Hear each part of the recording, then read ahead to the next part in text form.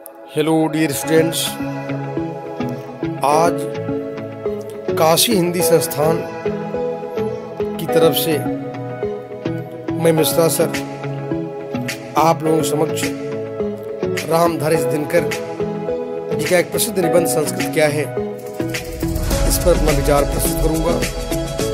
सबसे बड़ी बात यह है कि लोगों को इस अध्याय में यह बताने का एक प्रयास है दिनकर जी का कि हमारे देश के नवयुवक यह जाने कि आखिर संस्कृत क्या होती है और सभ्यता क्या चीज़ है, दोनों के बीच संबंध क्या है, दोनों के बीच अंतर क्या है।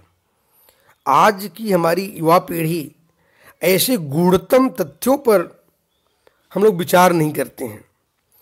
तो उन गूढ़तम तथ्यों पर, ऐसे संस्कृत क्या है, उस पर लेखक ने अपने विचारों को स्पष्ट किया है। वैसे लेखक रामधारी सिंह दिनकर वे भारतीय संस्कृति के प्रबल समर्थक हैं। भारतीय जो दर्शन है, भारतीय जो इतिहास है, इसके प्रबल समर्थक हैं। इसलिए ऐसे गूढ़तम तथ्यों को आज जो हमारी युवा पीढ़ी है, खास करके हम लोग भोग विलास को अधिक महत्व दे रहे हैं। हम लोग एक नई संस्कृति की ओर, पाश्चात्यवादी संस्कृति की ओर तेजी से बढ़ रहे हैं।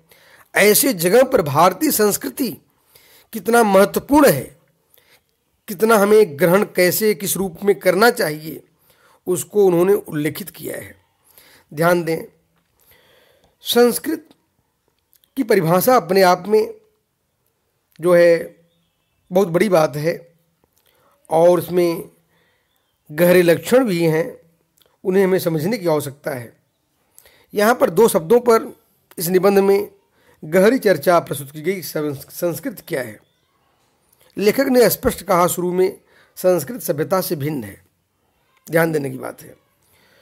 सभ्यता, वैसे जनरल कंसेप्ट में लेखक ने शुरुआती दौर में यह बताया कि सभ्यता उन चीज़ों को हम कहते हैं जो हमारे पास है, और संस्कृति वह चीज़ है जो हमारे अंदर है, जो हमारे अंदर गुण के रूप में, हमारे अंदर विशेषता के रूप में, एक विशेष कला के रूप में जो हमारे अंदर विराजमान है, वो हमारी संस्कृति है।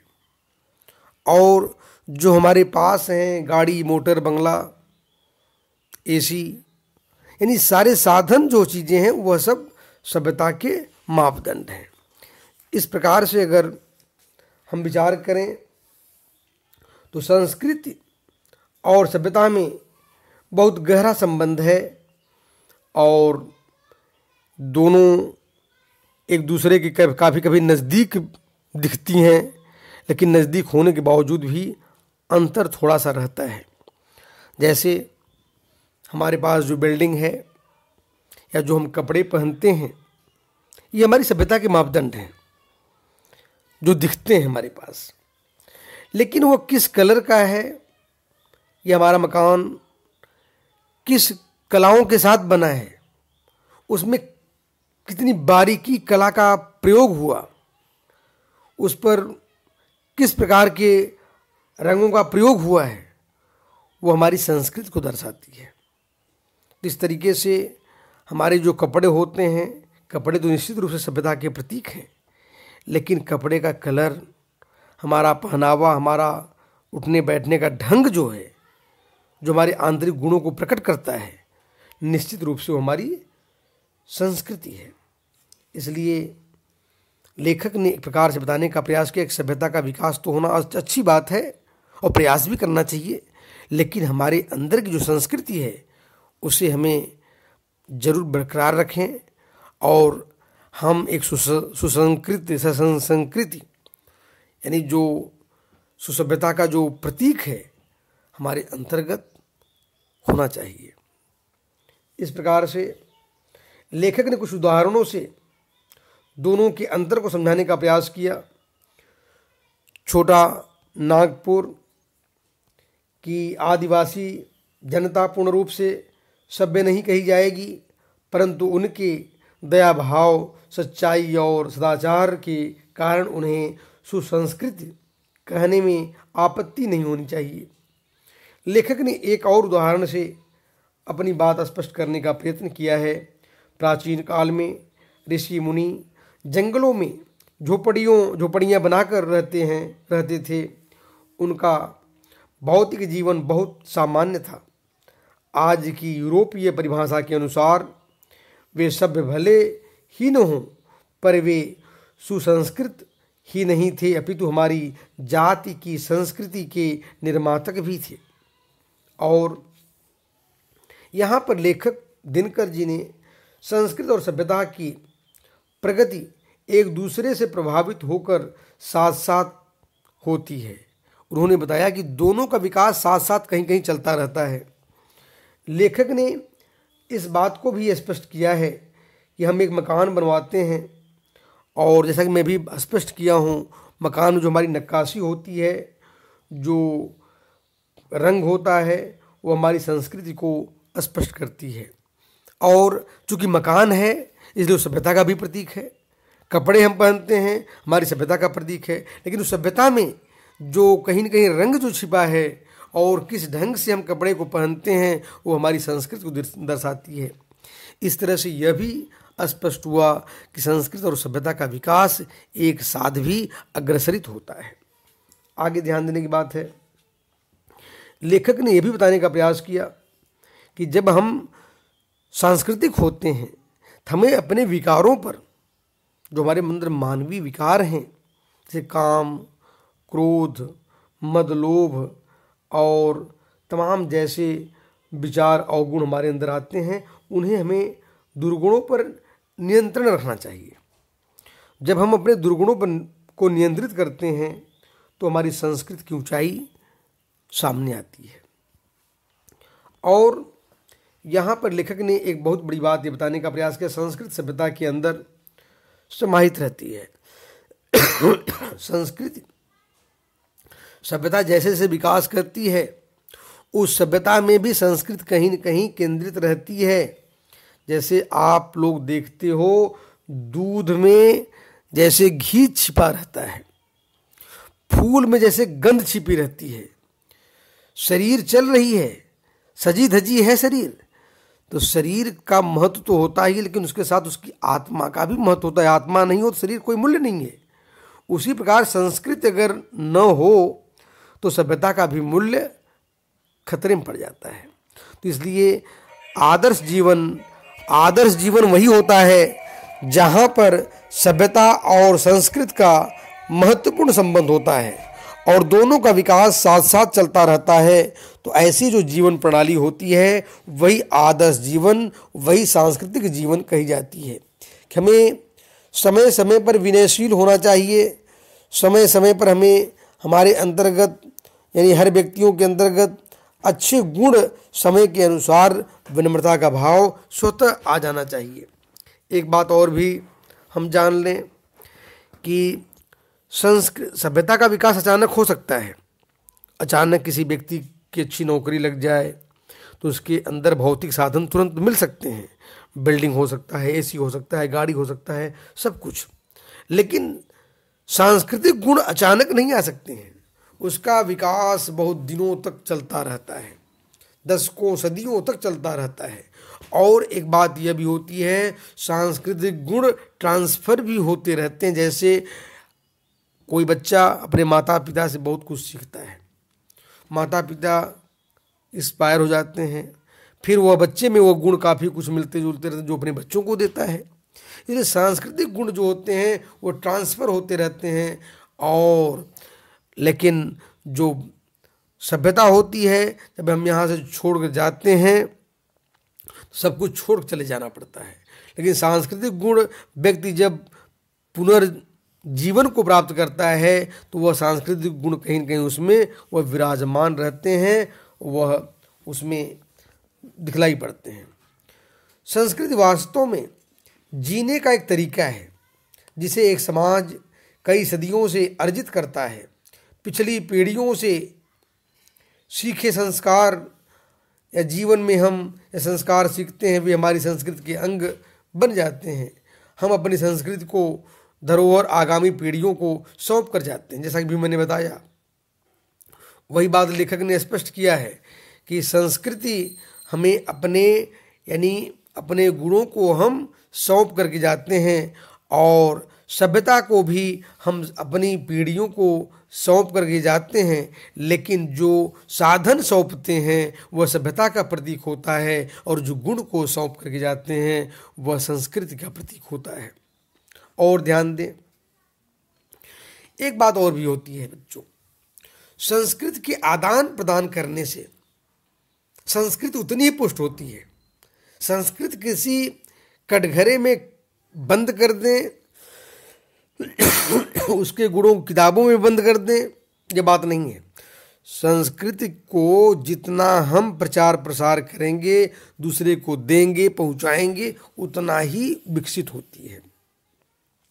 और देश वाणिज्य हमारा अथवा मित्रता और दुश्मनों के कारण भी मिलते हैं। ध्यान दीजिए, जब दो देश वाणिज्य व्यापार अथवा मित्रता और दुश्मनों के कारण मिलते हैं तो उनकी संस्कृति एक दूसरे को प्रभावित करने लगती है।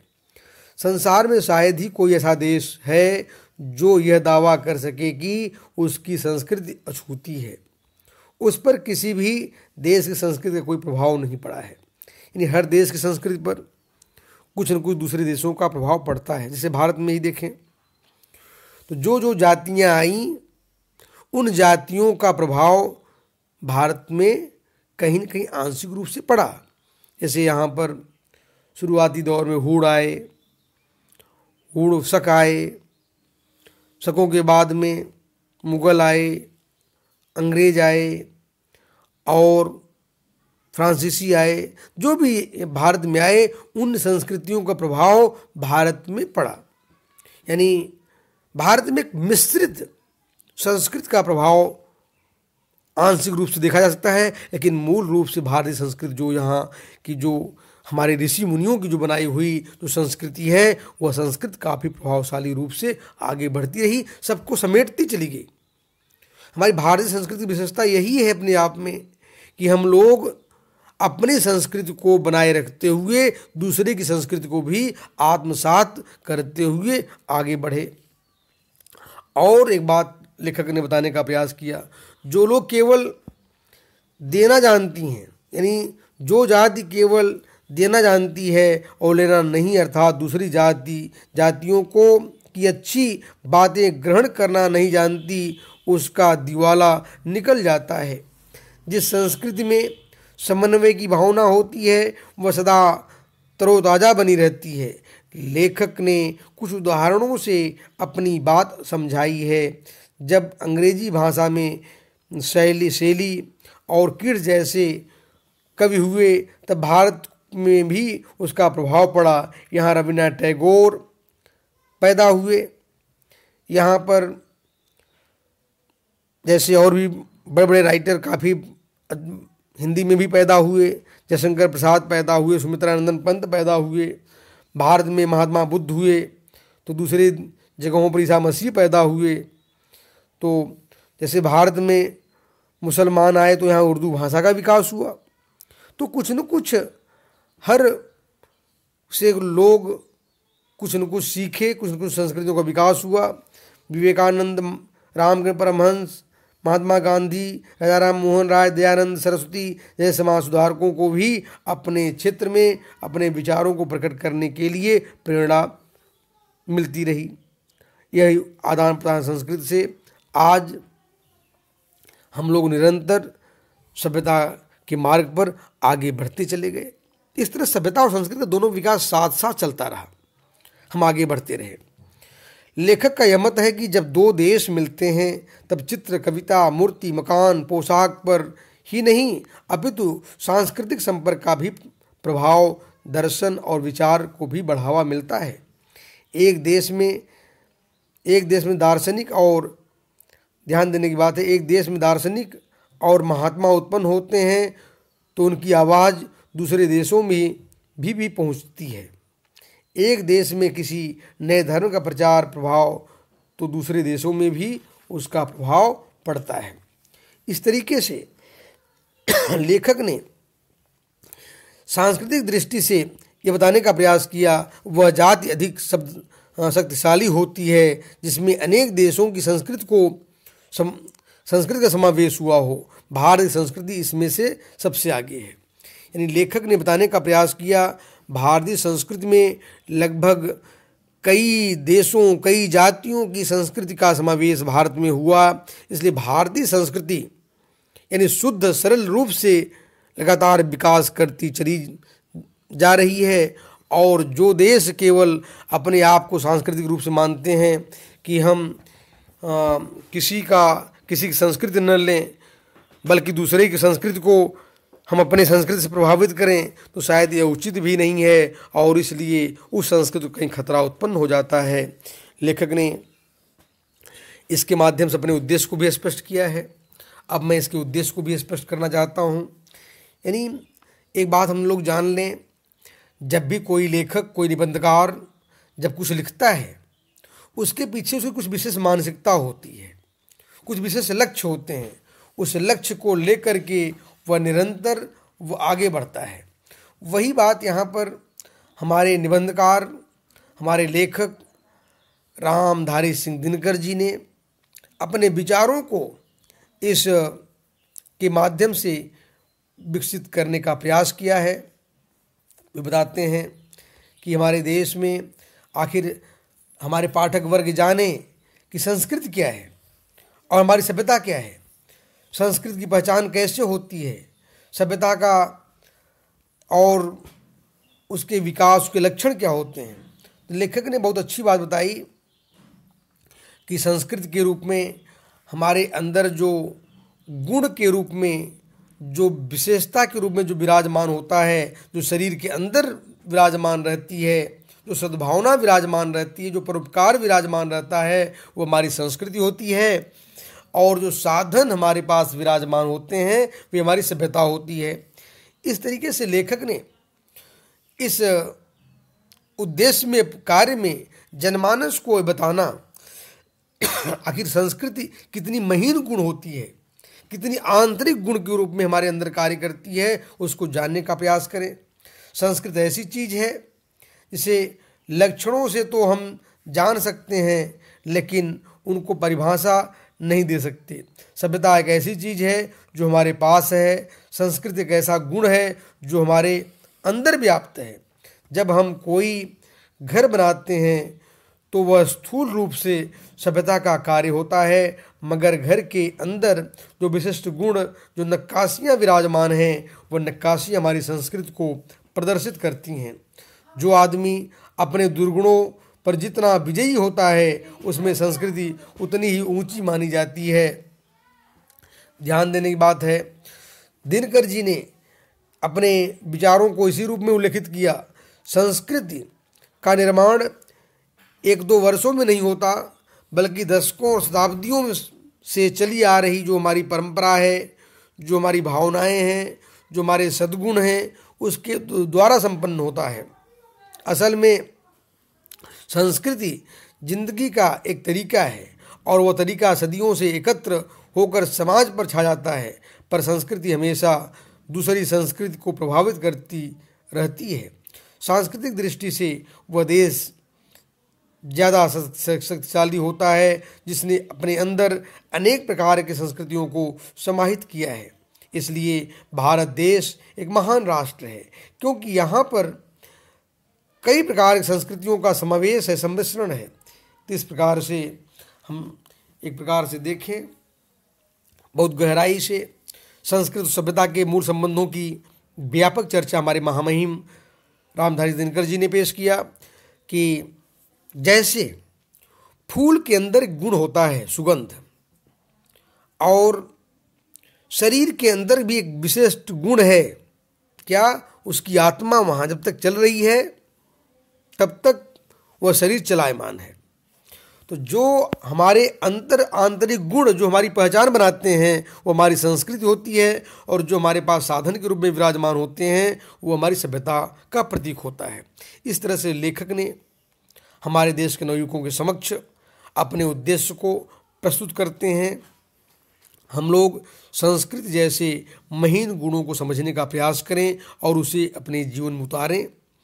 हम गुणों को महत्वपूर्ण स्थान दें, सद्भावनाओं को महत्वपूर्ण स्थान दें, अपने अंदर जो विकार है, काम, क्रोध, मद, लोभ, उस पर विजयी बने और भौतिक साधन को ग्रहण करते हुए, यानी हम सभ्यता के जो साधन हैं उन सभ्यता के साधन को ग्रहण करते हुए आगे बढ़ें, लेकिन अपने सांस्कृतिक गुणों का परित्याग न होने दें।